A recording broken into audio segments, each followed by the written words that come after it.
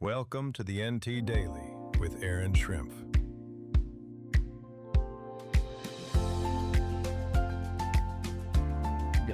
Good morning. It is Thursday, May 14th in Jefferson City. I am Erin Schrimpf. This is the NT Daily. We have a lot to get to today. The Missouri Supreme Court ruled on the new congressional map yesterday, and then we also have a major retirement announcement from one of the state's top officials, an update on Jefferson City's long-awaited river market, and then probably my favorite thing I've done since we launched the NT Daily. I had to sit down with our entire sports writers room. They were in here in the studio. We had a long conversation that we're actually going to post as a separate podcast segment, but it was awesome. We did a preview of all of our local teams around mid-Missouri and what's going to happen in districts in the next few weeks. But first, before we even get to the Supreme Court decision, I have a complaint. So typically, in the wall right across from me, there's a TV so I can see and make sure that I'm not screwing this up too bad, and I can check my hair and stuff like that. And Kelton, I'm upset. It's gone. I walked in this morning and it was gone. And just so the audience knows, Kelton also likes to put the live camera from the St. Louis Zoo, the live cam on the penguins up during the day. So we also have no live feed of the penguins anymore in the studio. And I'm quite upset about it. So I have my first complaint to our publisher, Scott Fawn. I would like my TV back, please. Thank you. Hopefully next week we'll have it back. But into the real news. The Supreme Court came down with some important rulings yesterday.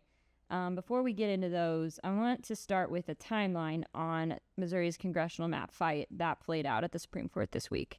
So if we take a step back, this summer, Governor Mike Kehoe called lawmakers into a special session this past summer to redraw Missouri's congressional districts mid-decade before the next census. Now, normally congressional redistricting only happens once every 10 years after the U.S. Census. So during this special session, lawmakers passed House Bill 1, known as the Missouri First Map. During that special session, the new map dramatically reshaped Missouri's 5th congressional district. For decades, the district has largely just covered Kansas City and has been represented by Congressman Emanuel Cleaver. The new map splits Kansas City into 3 separate congressional districts. And here's the really important thing for mid-Missouri.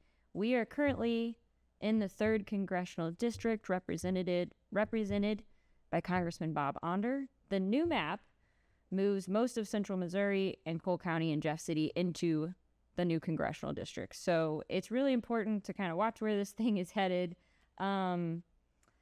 Almost immediately after lawmakers passed House Bill 1, Kehoe signed the bill into law, and pretty much immediately after that, opponents launched a referendum effort to, in Missouri, we have a referendum effort on legislation that lawmakers passed that allows citizens, essentially a citizen veto. So as soon as Kehoe signed the bill, people wanted to take this to a vote of the people and place the issue on a statewide ballot to either allow voters to approve or overturn the map.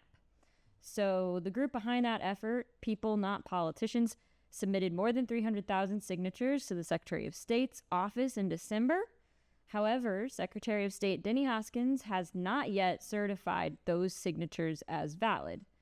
Local election authorities have until July 27th to complete signature verification, and Hoskins says his office will then begin certification review on July 28th. So this is where things got dicey. Several lawsuits followed, and the lower courts ruled that the new congressional map remains the active map for this upcoming 2026 election cycle, unless I'm not even sure unless. That's still a little up in the air. But we know that the lower courts ruled that the new map is the map for the 2026 cycle until the referendum qualifies for the ballot. So at the Missouri Supreme Court, the judges were essentially looking at 2 major legal questions. The first was, Does simply filing the referendum petition automatically suspend the new map from taking effect? That is what the ACLU and others argued. The ACLU and referendum supporters said yes, the Missouri Constitution protects the public's right to vote on the issue before the law can fully take effect. The Missouri Supreme Court ruled against that argument. The court said that simply turning in the boxes of signatures does not automatically suspend the law. Instead, the referendum must first be certified as valid by the Secretary of State before the map could potentially be paused. I think that part's probably important and probably something that still is waiting to get figured out, the potentially paused. Second major question at hand at the Supreme Court is that they were also looking at the compactness under the Missouri Constitution. In plain language, the challenge argued that the district was drawn in a very unnatural and politically motivated way, connecting and splitting up Kansas City, connecting Kansas City, urban parts of Kansas City with rural central Missouri counties that are not geographically and culturally very different, right? Attorneys challenging the map pointed specifically to how the district stretches from Kansas City all the way to Osage and Marys County across much of central Missouri and other parts of the state. The Supreme Court also upheld the lower court, said the challengers failed to prove that the map violated Missouri's constitutional compactness requirement. So on both of the questions the Supreme Court was ruling on, they did not throw out the new map. The new map is still what is in play for the 2026 election cycle. For now, it remains the map for the 2026 elections. However, one important thing to remember is that if the referendum signatures are eventually certified and Missouri voters also reject this map at the ballot box, elections conducted under the current map could still face a lot of legal complications and could be thrown out moving forward. So to say that the decisions completely put an end to this saga, I think is not correct.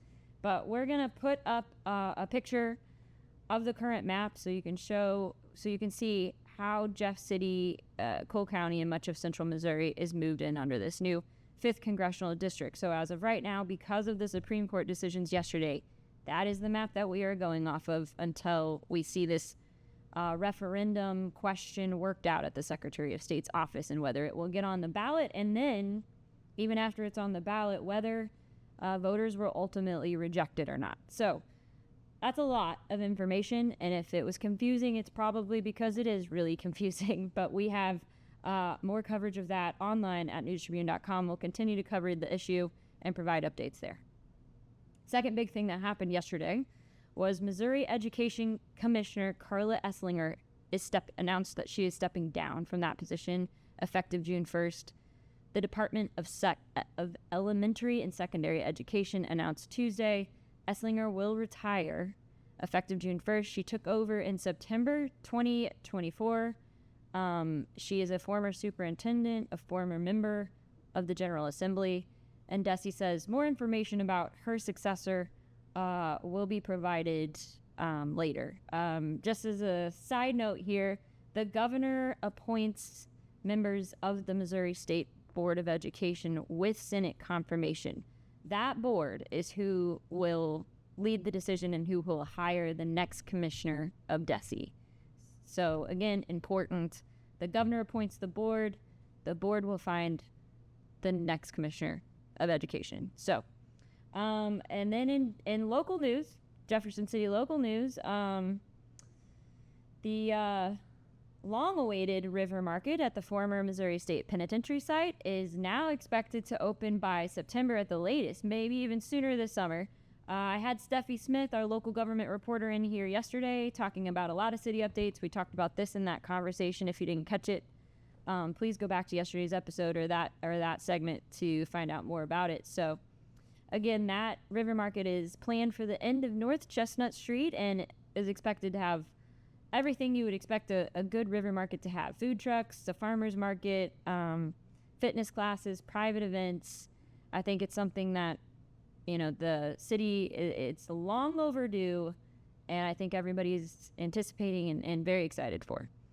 Could it open as early as late June or early July, but they are still waiting to finish. Again, we talked about this yesterday. That North Chestnut Street connection has to happen before we can actually get down to the river. So we will have more on that as the development and as construction progresses. So as I mentioned, we had a really great segment. It ended up being longer than expected, but I think that everyone is really going to enjoy it. We had all three of our sports writers in here talking about district boys baseball that's coming up, district girls soccer. We even talked a little golf again. We still got some golf in there. Track and field too, and just talked about the timeline of when all those games are going to start, the seeds that our local teams have, some highlights. I mean, it was an awesome conversation. Kelton and I even made a little bet on our alma maters because the Southern Boone Eagles and the Elias Crusaders are in the same class. They're not in the same district, but in the same class and could face each other down the road. So stay tuned on which one of us is going to lose that bet. St. Louis Carpenters Union has shaped our communities. Through trusted alliances, we deliver skilled professional craftspeople while our business partners provide the kind of quality jobs that keep our economy humming. It's a blueprint that has worked since 1882. Turning Missouri into a right-to-work state stalls progress, wipes out jobs, and kills momentum. Right to work is wrong for everyone. Let's keep Missouri moving forward. Visit carpdc.org to learn more. We have a severe weather alert to report here. The storm is also bringing threat of damaging winds and large. Here's the thing. When storms bear down, we step up. Ready to go? You bet.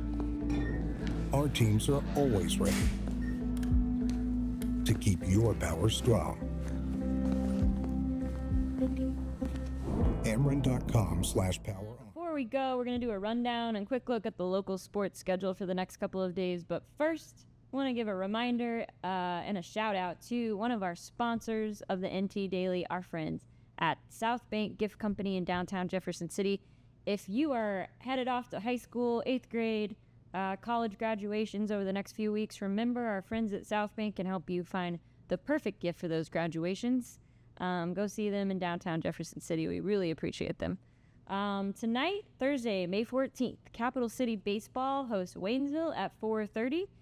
Jefferson City Baseball hosts Lebanon at 5. Elias Girls Soccer travels up to Columbia, Hickman for a 6:45 matchup.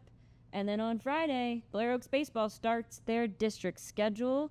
They will play the winner of the Versailles-Stover matchup in the Class 3 District 13 tournament.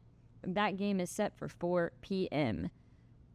That is all for today's NT Daily. As always, if you have story ideas, anything else coming up, highlights around Jefferson City, we'd love to hear from you at NT Daily at newstribune.com, especially if you are also as bothered as I am that we can't have a live penguin cam, or if I can get my TV back from publisher Scott Fun, it would be great. Anyways, we hope you all have a great weekend. We'll see you again on Monday. Have a great weekend. Have a great morning. We'll see you soon.